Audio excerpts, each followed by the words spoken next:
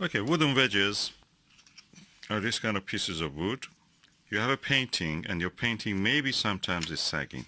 In this case, my painting here does not show any sagging, but at this corner, if you can see here, it has been under pressure because I was storing it for a long time.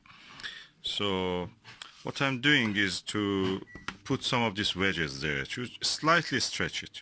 So the old way of doing it is that you put it like this. This is, I mean, everybody does like that. You put it one here, put another one like that here, and then you tap it with a hammer or a heavy object gently. But when you look at the old masters' work, what they do is actually is different. The old masters put the wedge that they want to go put here in this direction, touch it, and then stretch it like that. And then the next one will be going like that.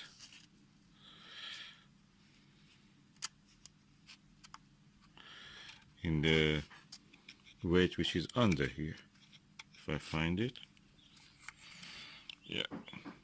So you have a very firm wedge that will actually work for you. You just tap it after this. Tap it gently. If you have a ballpoint hammer, you can just use it, or you can just use any heavy object, gently just tapping it. And that will stretch your canvas. And that's what I'm going to do now. What will happen is that when you tap this, like the way I showed you, the frame of the painting, the frame, when you tap it on here, the frame actually guides it to the hole.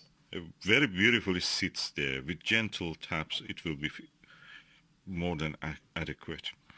But the other way that I showed, and everybody in YouTube always says you to do this, is just practically distorts the frame a little bit. It leaves a gap also, and it may not be also even strong enough.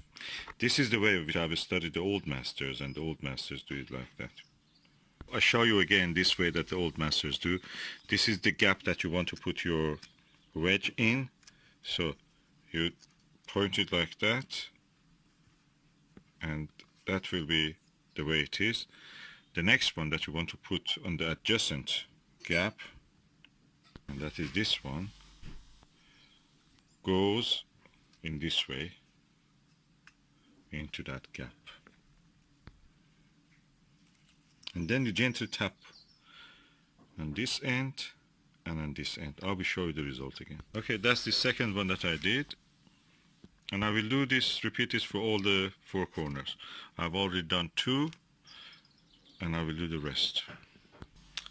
And now I've done the four corner. You look at it and you know that this is a master's way. Look at how beautiful they look. How the symmetry is there. It's beautiful. So this is the painting that I made. I think 2010 or 11 I made this. Painted it, and now it didn't cost me more than the £2. I think the frame was £1, the canvas itself, and the paint I bought it from the Poundland also, or 99p shop, acrylic, and £2 for a painting. So this is the way up. And now you know how the masters did that. I'm old, and I became a master by doing this, or following the masters. I'm an old master now.